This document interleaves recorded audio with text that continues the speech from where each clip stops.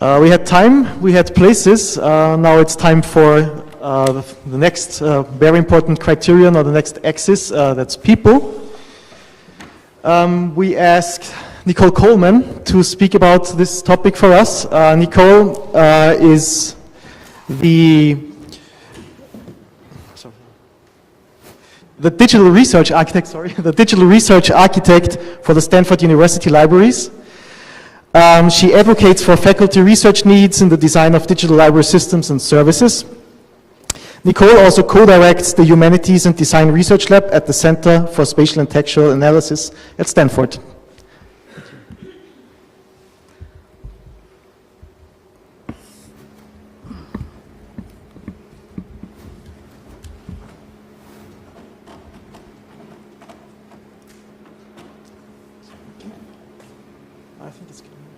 Yes, success. So I'm really thrilled to have the opportunity to be here and to talk about people.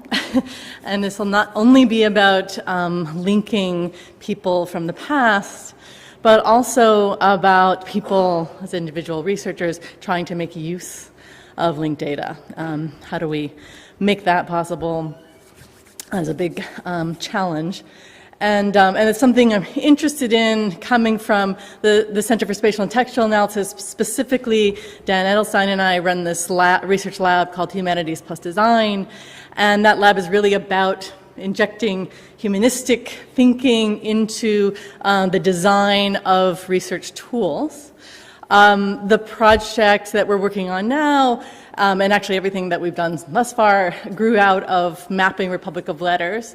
So you'll see in what I present that there's a kind of emphasis on early modern period, but none of the things that we develop are meant to be limited in that way.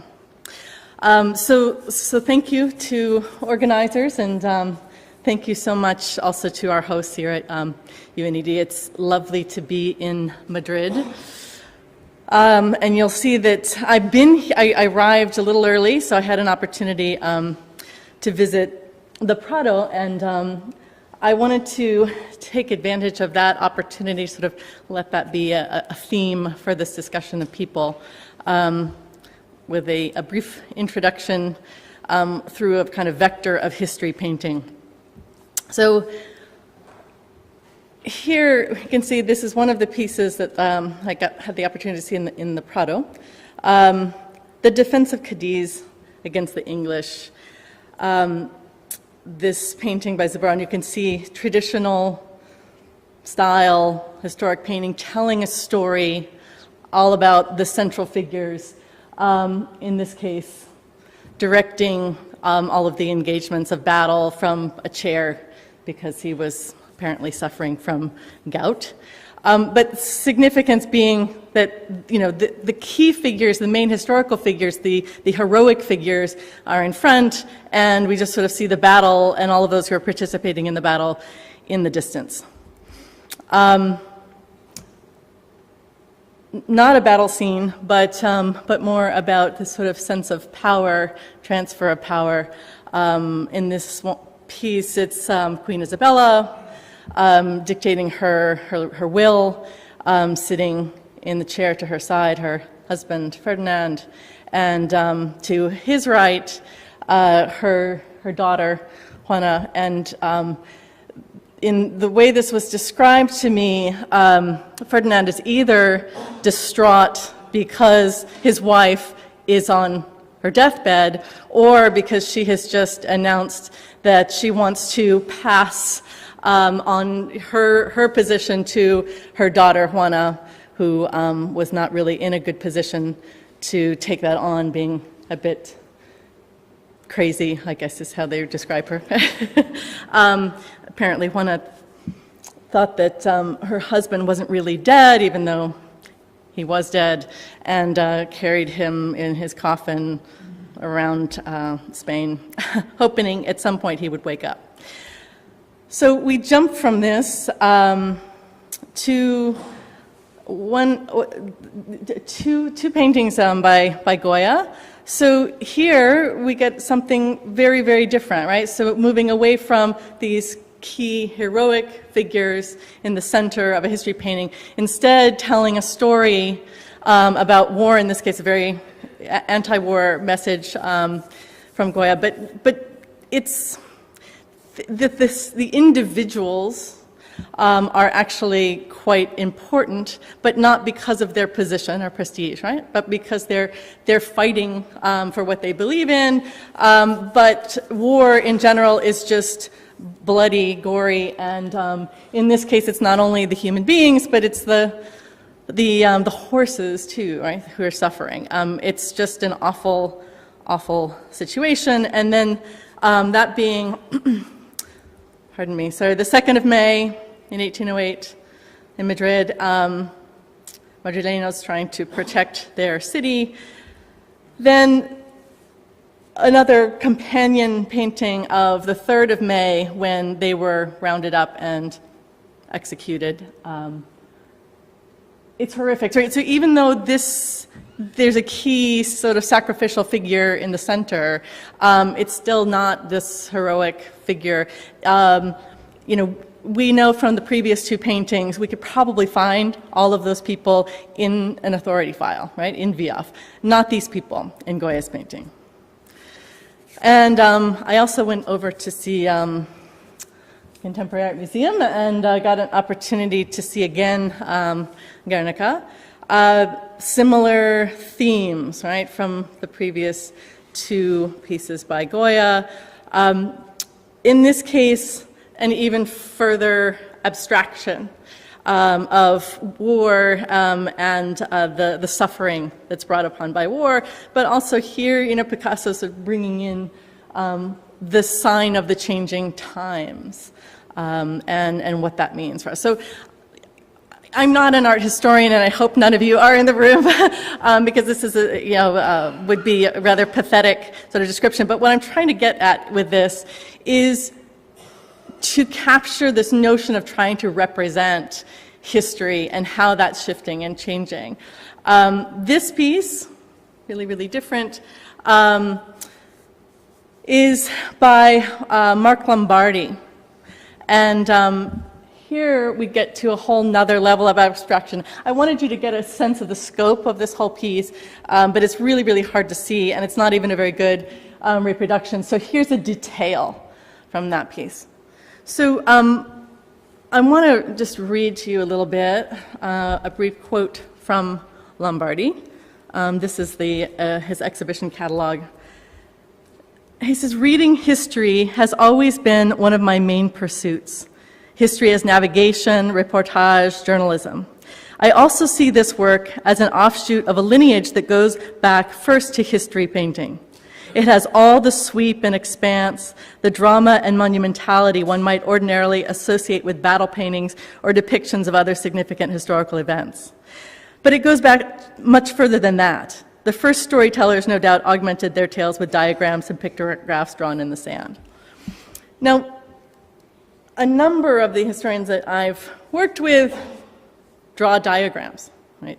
And this work by Mark Lombardi, show you another one that's a little bit easier to read, is all about tracing individuals, right? So he created these drawings after collecting lots of information about individuals and then trying to capture this, these sort of scandalous intrigue of these controversial figures, banks, and people who were having a lot of influence on our politics and world war. So it's in the same sort of vein, but a really different approach, whereas here you've got this sort of rhizomatic and really super abstract look at individuals. But Mark Lombardi is not an historian, he's an artist, and this was his way of trying to get at some sort of fundamental truth. But it's inspiring for me because we tend to think about how we can get to data more and more nowadays, of course, through software applications. Here it's like, how about looking at getting to data through depictions? and what actually makes the sort of sense-making process of making connections, right?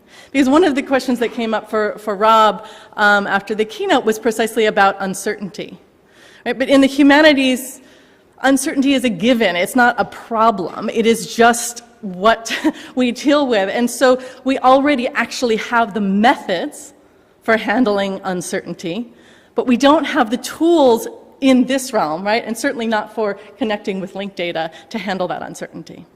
In fact, we were at a meeting together some years ago, a projects meeting that Mellon sponsored, and there was a lot of talk about linked data and the possibilities of linked data, and then the presentations were sort of about the complexities of modeling these ontologies and how problematic it is.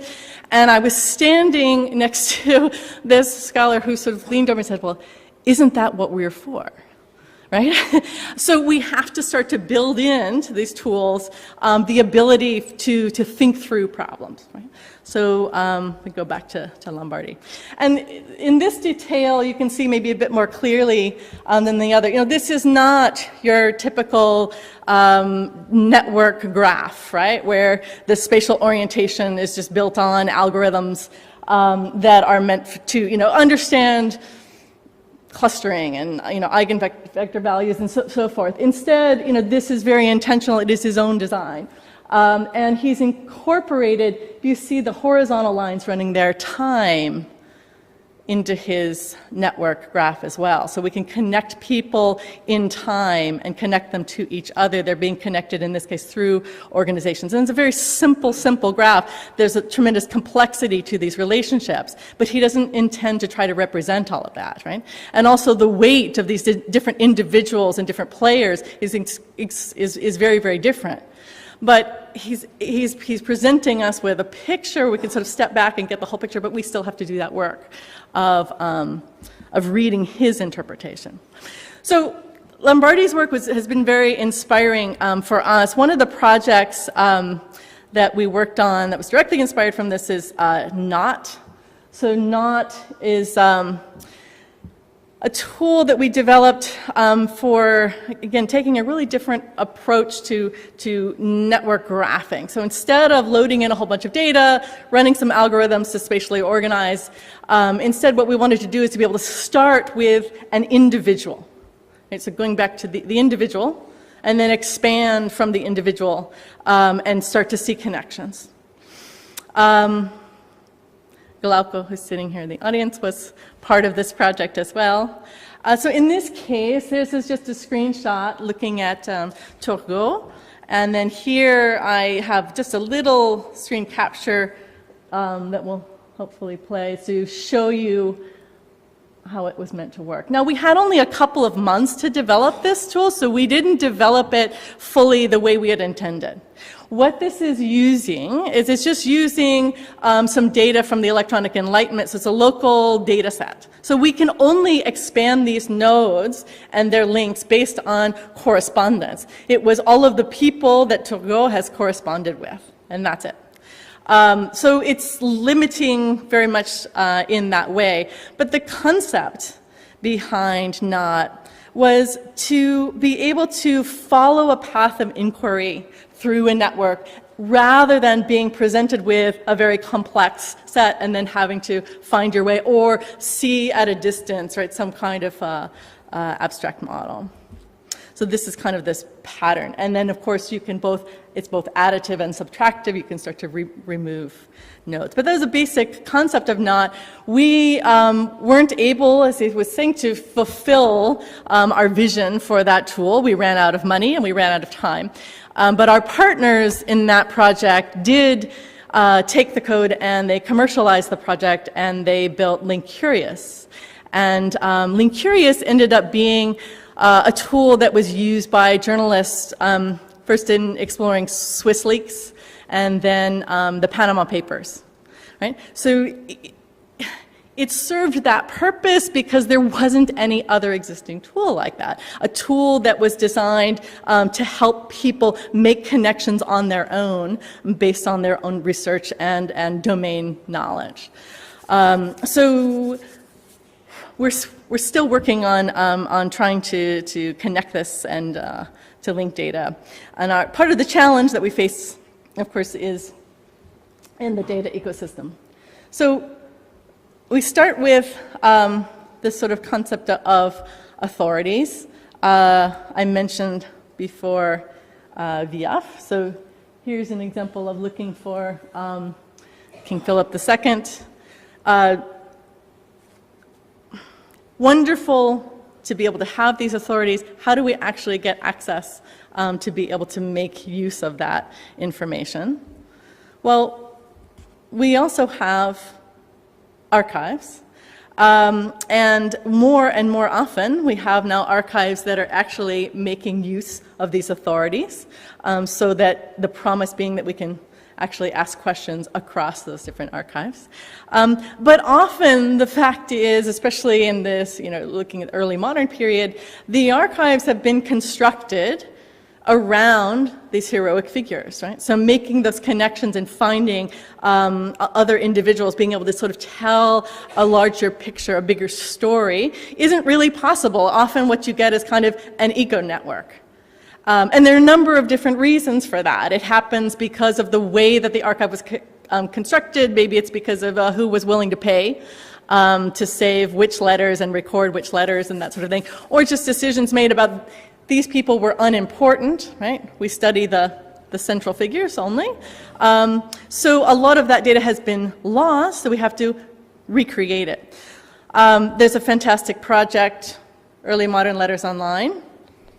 And we have 2 visitors here I know who are from this project, trying to address that problem. So with Early Modern Letters Online, it's actually an aggregation of a number of different archives, right? And tremendous amount of work by experts in the field, curating these data sets and trying to refine and connect people. It's still deeply problematic, but we're getting closer. And we're getting from the notion of authorities, very abstract, to collections of archives that are that we can trust, right, as scholars, because these are domain specific. But the piece that I really wanted to focus on is the notion of individual scholarship. Where does that fit in? And I sort of think of that as sort of kind of coming from the ground up into linked data. And this comes back to the thing of, isn't that what we're for, is to try to address these problems and develop our own schema. So I use this slide a lot because it was an important moment in the work that we were doing early on in Humanities Plus Design. This is the intersection of the correspondence between Voltaire and d'Alembert. And so it's just those correspondence that they had in common. We threw this data into Gephi and produced a graph. Dan Edelstein started to look at that. It was not the information that he was getting from Gephi, which is a wonderful network analysis tool, was not useful for him. And the key point being that what our data is rich and very, very rich at the level of the node, not rich in the vectors, in the connections. So on the top right, you see this really, really strong, thick line, which indicates a metric, which is number of letters exchanged between Voltaire and his publisher. Not insightful, not terribly interesting, right? Not terribly useful. What became interesting for Dan was starting to drag those nodes around and try to make sense of them. Right? So he was organizing the data in a way that makes sense to him. Now, you can these titles, of course, are added later. Those are his groupings. Now, this is just a very early stage. Think of it as like a sketch, right? This is not something that he's used in his research. But what is interesting is that you've got a whole collection that's to be determined over there, and an entirely heterogeneous kind of schema. I mean, Genevans versus, elite, one salonière, the intelligentsia. I mean, first of all, these are categories that, of course, overlap. And as I said, they're just completely heterogeneous. This is sort of based on place. But it's a process of thinking through the data, becoming familiar with the data, working as an individual scholar, modeling the data. One of the big things that we're missing is an opportunity for the tools to do that also give us access to all of the richness of linked data. So if, for example, Mark Lombardi were able to draw his graph but pull rich data for all of these individuals, he could have made a much more complex and rich story. Now, building a tool like that means providing these opportunities to act on the nodes in ways that provide a lot of control, right, for the individual scholar. So this is taken from our early plans for the project that we're working on now, Fibra. So we want to be able to create nodes, right, when there aren't any, when the record, the historical record does not exist for an individual. We want to be able to create a new one. We want to be able to group some. Now, this could be used as disambiguation if you've got multiple nodes that are actually the same people but aren't recognized as such, for example. Or maybe more so with the notion of merging nodes. There's also the case, though, when we want to treat more than two people as one person for the purposes of analysis, right? Because this is dealing with the idiosyncrasies of how we, as human beings, work and really operate. So, for example, Benjamin Franklin, his grandson was his secretary. So if I want to look at his correspondence, what I really want to do is combine them, right, and treat them as one. So this is the sort of things that we wouldn't be able to hard code into the data. So do you want an individual scholar to be able to do that?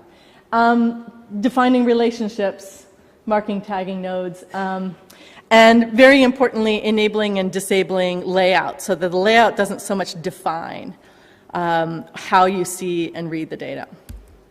Okay, so how do we build these research tools? The challenges really behind the research tools.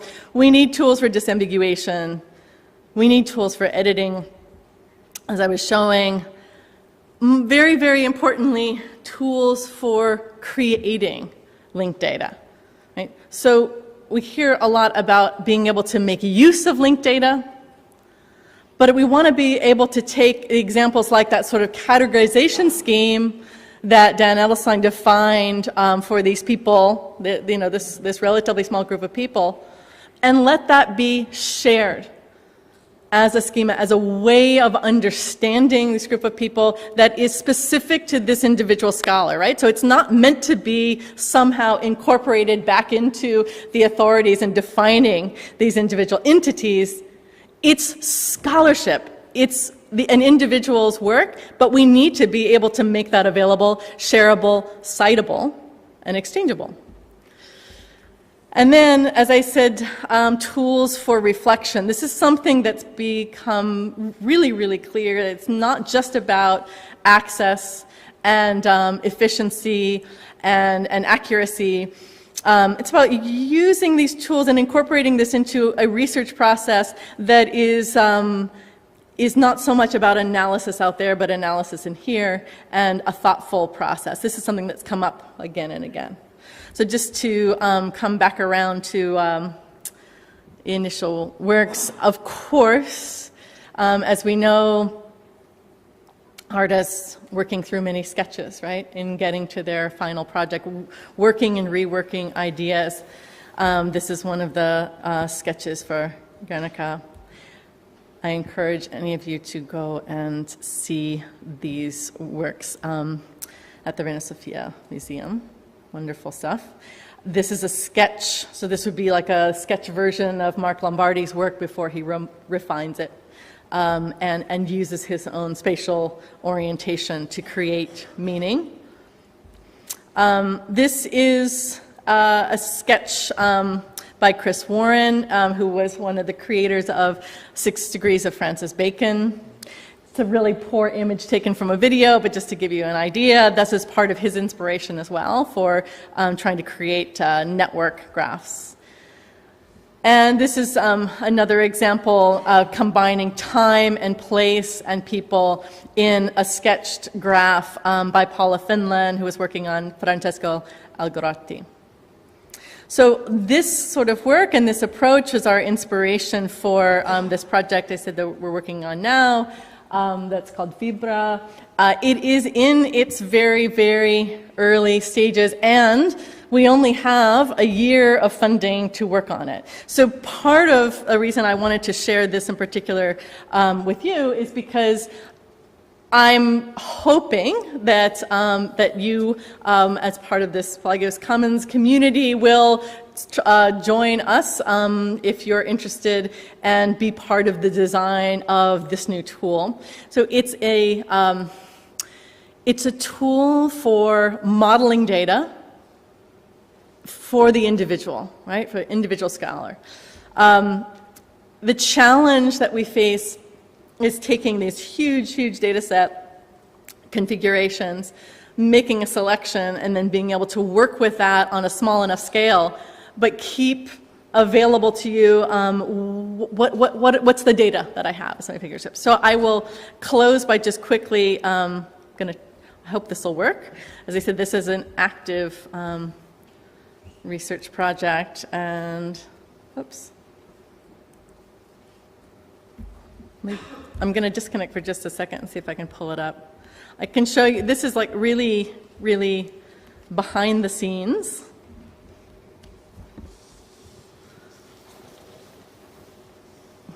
Early stages of Fibra. This, hopefully it'll come up. All right, great. So I can only see it on that screen there. But so this is the configuration.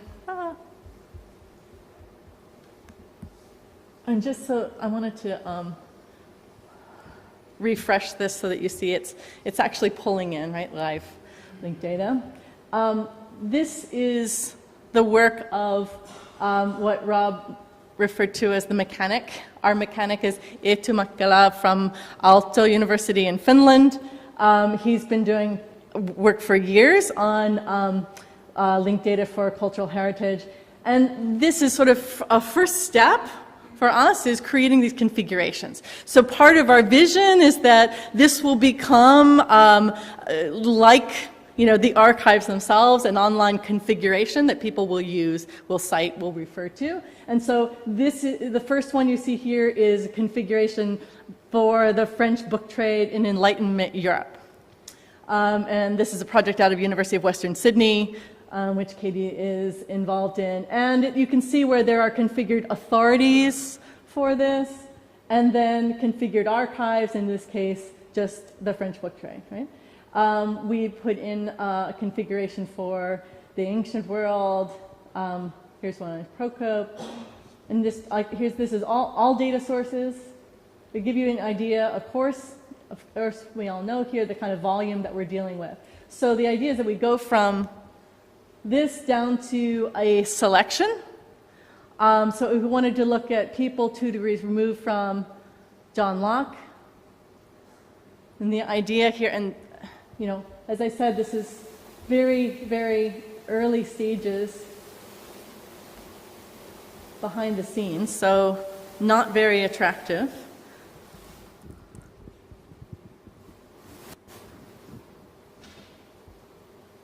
And what we see here is for Locke, we get some results. I've already defined, right, that the type I'm looking for is a person. So now it's giving me John Locke, first of all, and we kept up. I wanted to reveal here the sources this is coming from. So it's from our local database. It's from 6 Degrees of Francis Bacon, and also from our early modern letters online. Now, this is like one of these moments that I refer to as a potato chip moment. It's like and I can explain that if anyone wants to understand that offline, what that means, but I know it doesn't look like much, but this is, for us, bringing together, we brought together 6 Degrees of Francis Bacon and early modern letters online. What 6 Degrees of Francis Bacon is doing is trying to look at people who met others, that were likely met, possibly met. And so, in fact, if I open this up, we can start to see that. So these are the people who John Locke possibly met, unlikely met, very likely met, likely met, right? So if I click on this, now we should see it populate with these people that he likely met, right? But the idea is that now not only are we asking questions based on the data and the research that's been done behind 6 Degrees of Francis Bacon, but we also have early modern letters online, so then we could also look at people that these people have corresponded with and get a bigger, better, richer picture of these connections. Here we can see, we have all those people. So that's it. Please join us to try to make this a really good tool for scholarship, right? I mean, this is our opportunity within the research community. We are fortunate enough to have had this relatively small grant, but a grant nonetheless to build this, and we want to make it work. So I will post something to the Commons about how to get involved in the project, if anyone wants to do so. Thanks. Fantastic. Okay, thank you very much. Any questions or comments?